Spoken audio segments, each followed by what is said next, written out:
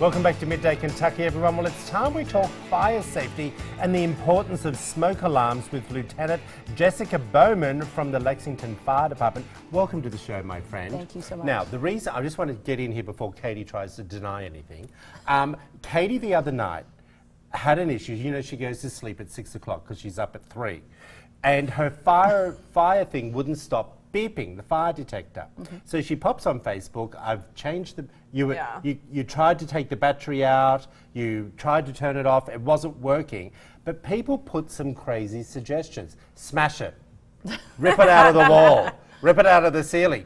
And the reason why I brought this up is because even Katie said the next day, she had to end up calling the leasing office who had to replace it. Are the batteries that are in those smoke detectors in the ceiling, how long are those batteries meant to last? Well, it depends on what kind of battery you have, and we actually get a lot of calls about this in our office. So, see? I knew we needed it's to not have just her in. you, yeah. Thank you, Troy.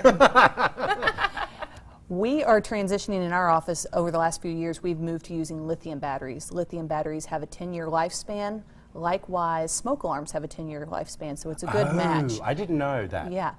Traditionally, years ago, people have always used alkaline batteries, and we recommend changing the battery in smoke alarms if it's an alkaline battery when the time changes. So it'd be twice a year.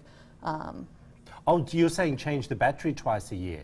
I thought you meant it stays for 10 years, the battery. Well, if it's a lithium battery, it would. So there's two types of batteries. There's alkaline batteries and there's lithium batteries. Lithium batteries have a 10-year lifespan.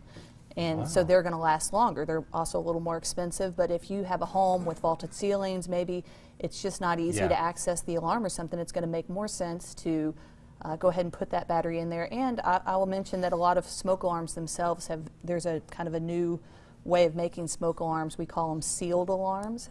What we've learned in the fire department is that when a need for a battery arises, people will take the battery out of their smoke alarm and they'll put it in their remote control or their kid's toy. So over the years, the fire service has adapted and they create these 10-year sealed alarms. And what that means is the battery is inside the alarm. You can't get to it. It's sealed inside.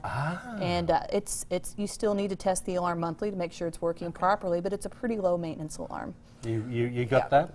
Yeah, I got it. I'm going to take care of it. Or I did already take care of it. But let's talk about how many smoke alarms do we need in our homes? Oh, that's a smart question. Right, so this is another thing that's changed over the decades. So it used to be that one alarm was considered enough, but depending on how large your house was, it was very possible that your one alarm was too far away from the sleeping areas to alert anyone of a fire.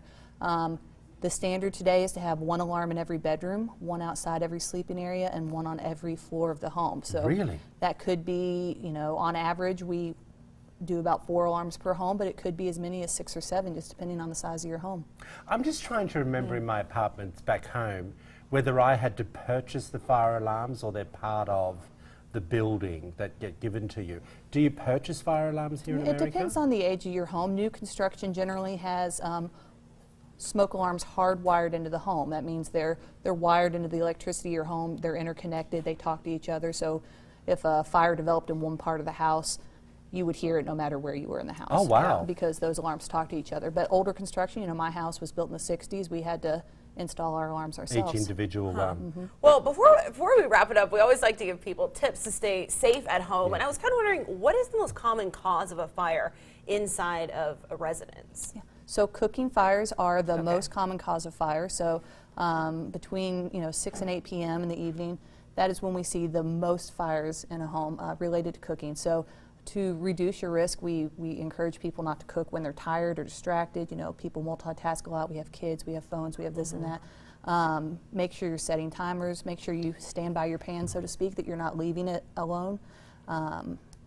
Also turning your pot and pan handles in so they don't get knocked off and things like that. That's a good idea. I forget to do that sometimes. Well, thank you for coming. Thank you for having me. If you want to Appreciate find out more information about Lexington Fire Department, give them a buzz and say that you heard Katie and Troy's conversation about fire alarms. Please it's do. super important. Please do. Katie, what's coming up? Well, stay with us after the break. We are back in the kitchen with Allison Davis. She's making a bread pudding recipe. Ooh. But first, here's more from Olivia Faith.